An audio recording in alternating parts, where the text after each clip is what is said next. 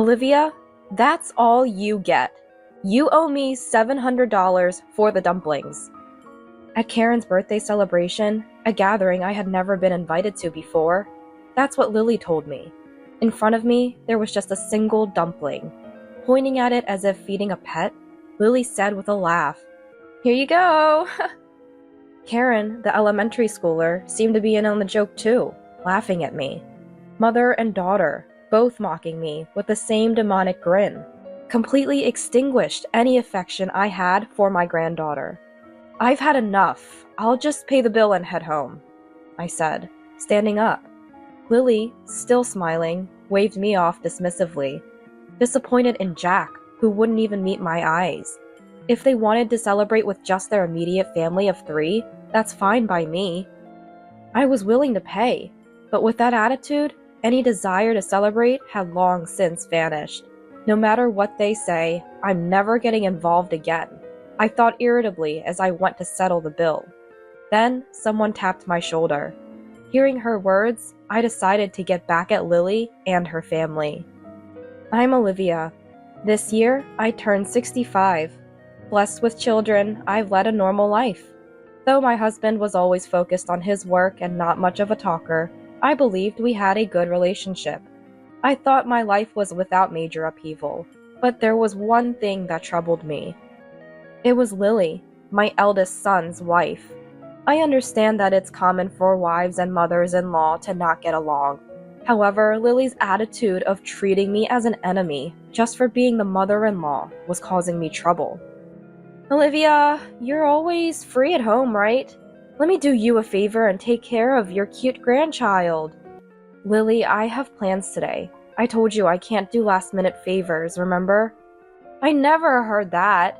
Maybe you just think you told me." I never knew what set her off, but Lily always had a harsh attitude towards me.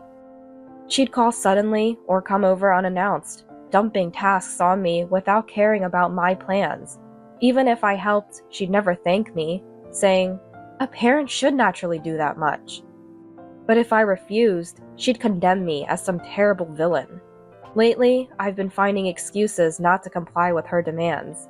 Yet, Lily would confront me, labeling me as a heartless person, accusing me of treating her poorly or not loving my grandchild. Lily seemed to truly despise me. The final straw was when Karen, my granddaughter, started elementary school and I was taking care of her after school. "Grandma, you're mean to Mom, aren't you?" "What? No, why would you say that?" "That's what Mom says. You always lie and say you don't. Liar. Mom was crying. You should apologize." Apparently, Lily had been telling Karen that I was mean to her, and I was confronted with such accusations from Karen. I had no idea what she was talking about and tried to get the details from Karen. But Karen, seemingly taking Lily's words at face value, just kept calling me a liar, making it impossible to have a conversation. I couldn't understand why Lily would manipulate such a young child to dislike me.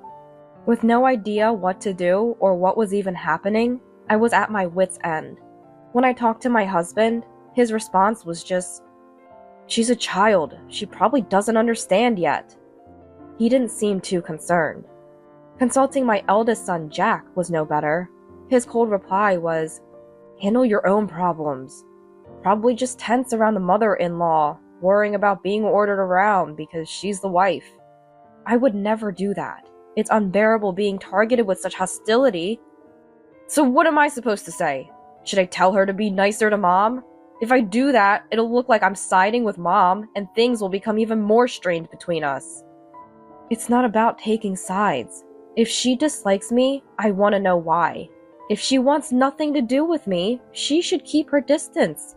Try to understand how it feels to be reluctantly asked for favors.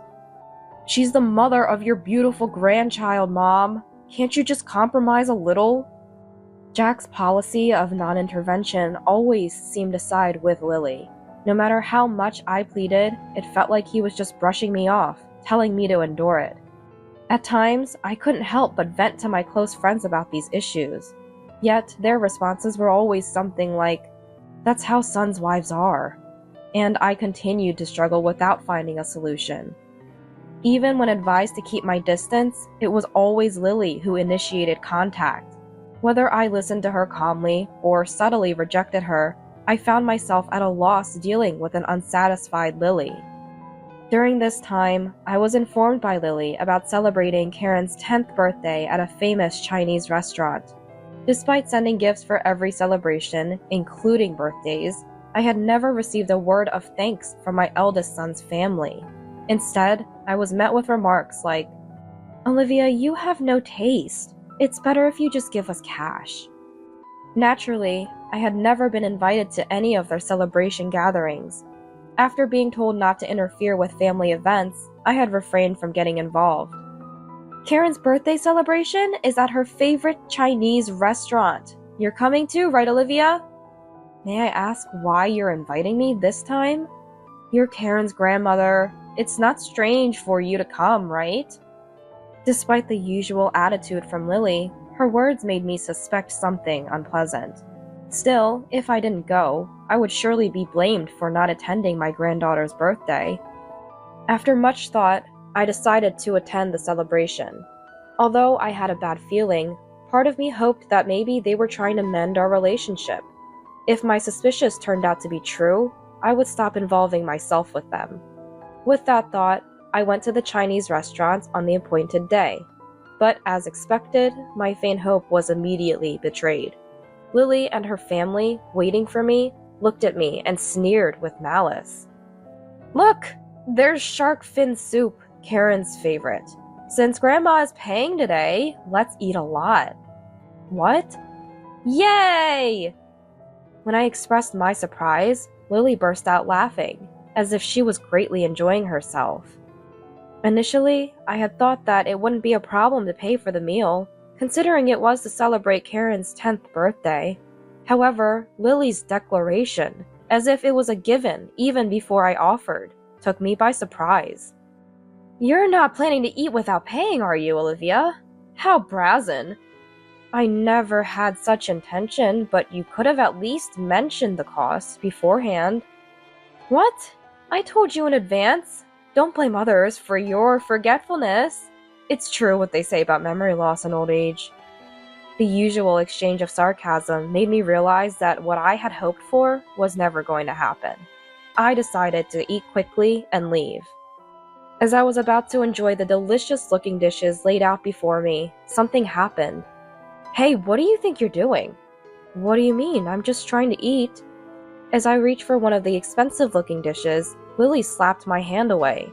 Her gesture, like scolding a child for a mistake, made me sweat, wondering if I had done something rude. But seeing me flustered, Lily laughed mockingly and said something outrageous. "Today, Olivia, you're just the wallet, so no eating." "What?" "Olivia, did you really think you were invited for Karen's celebration? It's obvious you're here to pay the bill." "That's right, pay up!" "Be grateful we even let you sit at the table. Don't even think about touching the food. It's a joke." Lily and Karen took turns insulting me.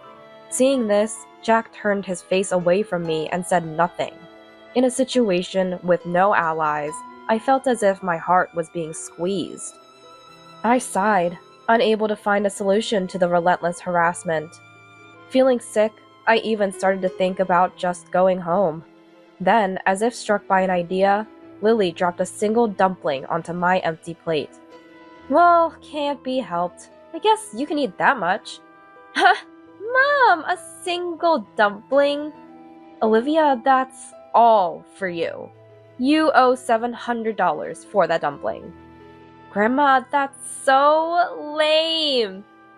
Even Karen, a grade schooler, joined in laughing at me. Their demonic smiles, mother and daughter alike, mocking me, extinguished any affection I had left for my granddaughter. This was the moment I decided to cut ties completely. I didn't feel like celebrating her birthday anymore, but as a severance, it was a small price to pay. "I've had enough. I'll pay the bill and leave first."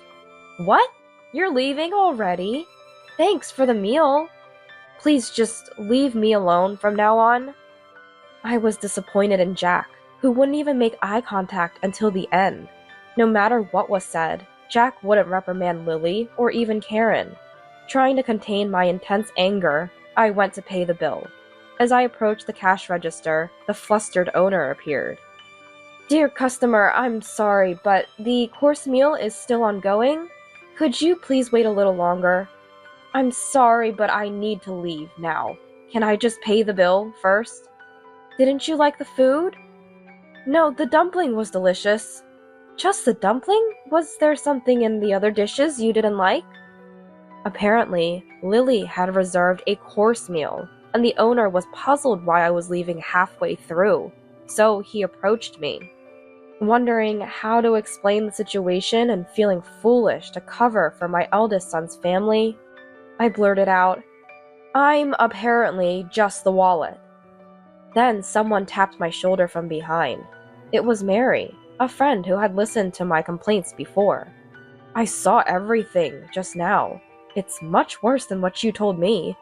"Mary, when did you get here?" "Just before you all arrived. I heard the whole thing."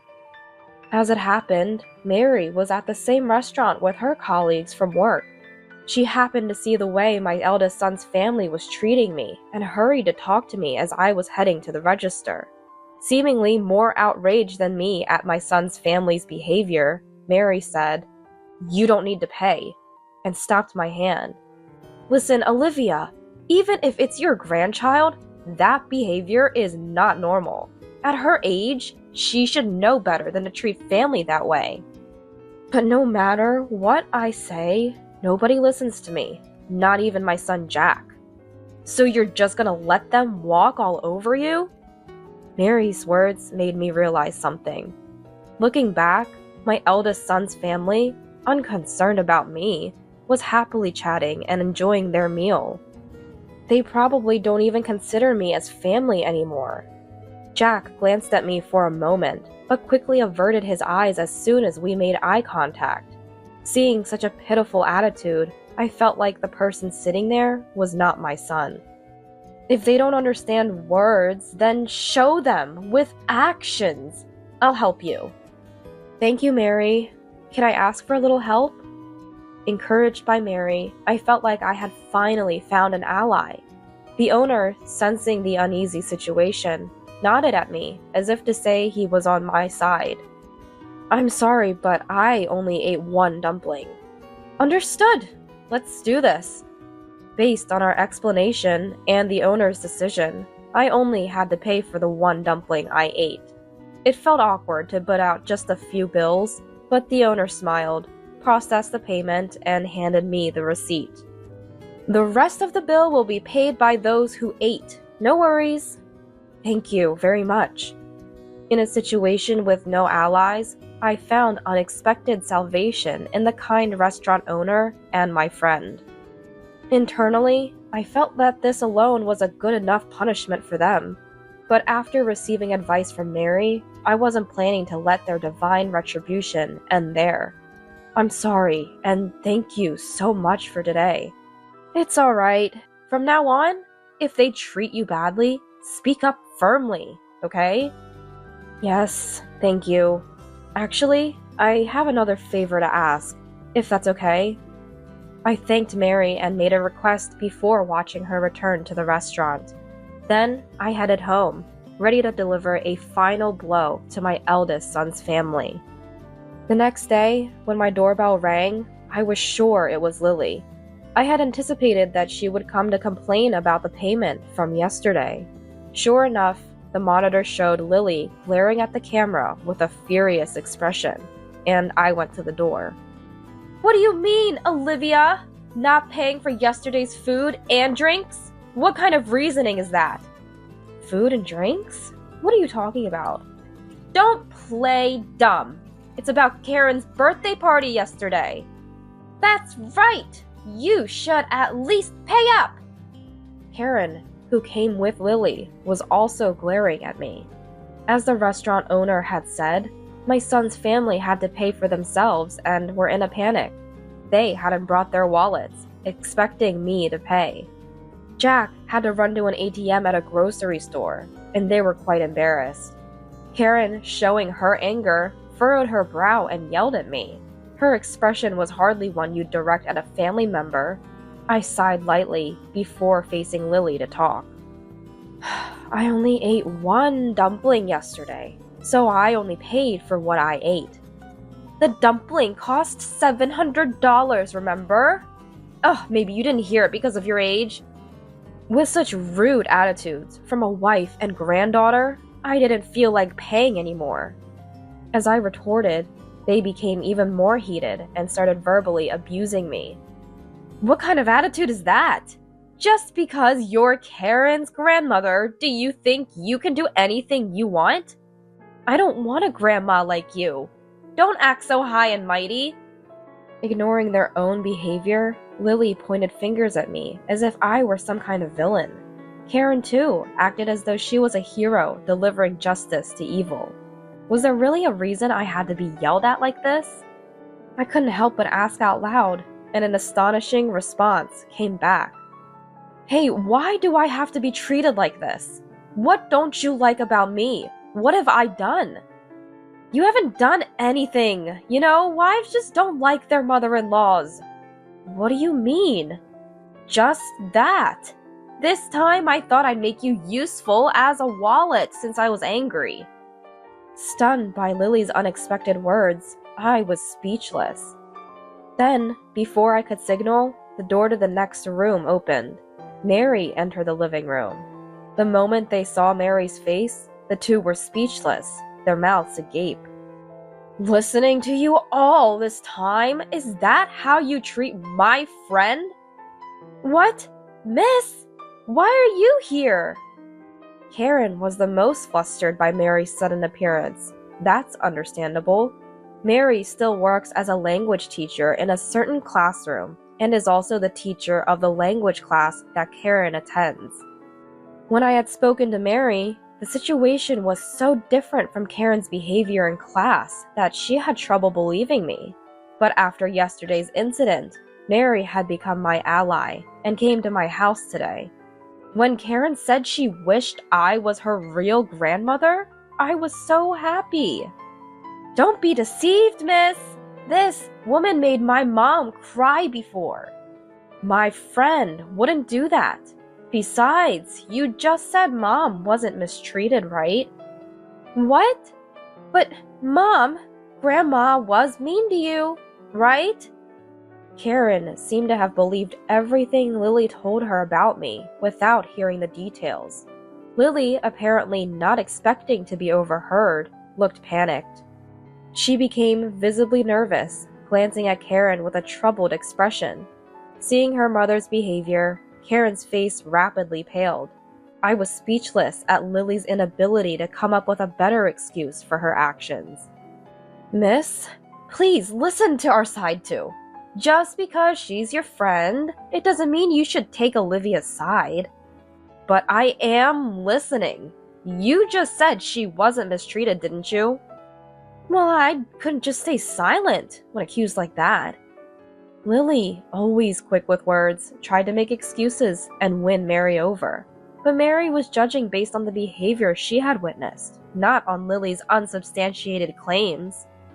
With no chance of Mary siding with them, Karen, scolded by her teacher, looked like she was about to cry.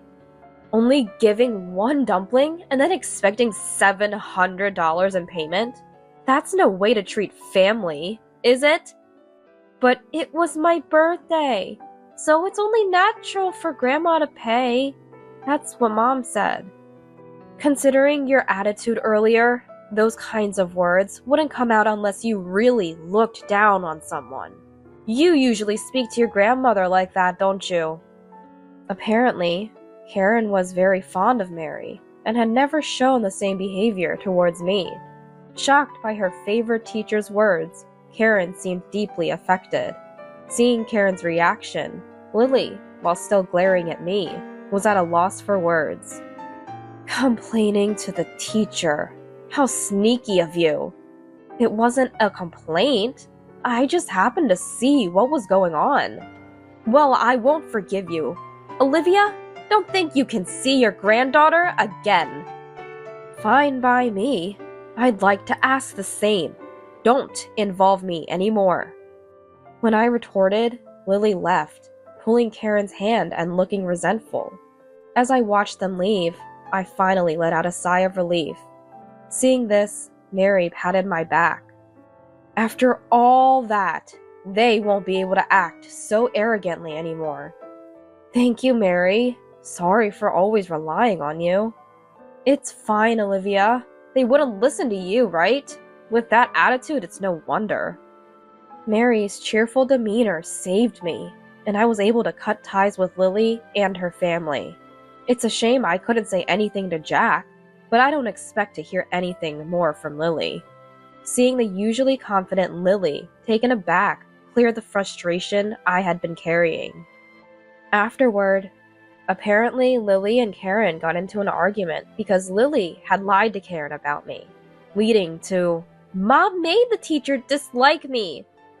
Karen still couldn't be appeased, and Lily called me to complain.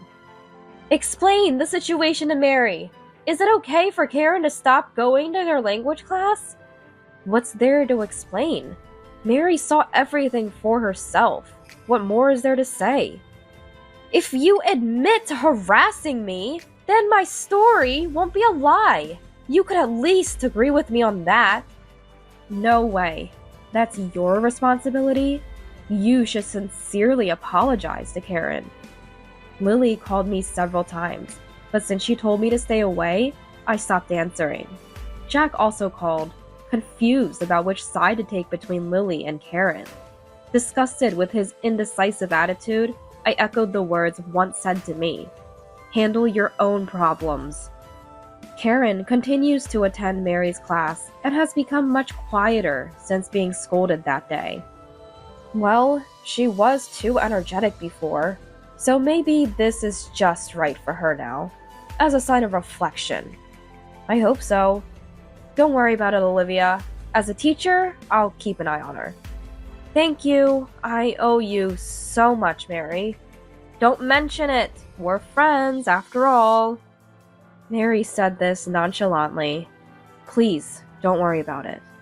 I couldn't help but feel grateful to Mary. Next time, I plan to go out with Mary and finally enjoy the Chinese meal we missed.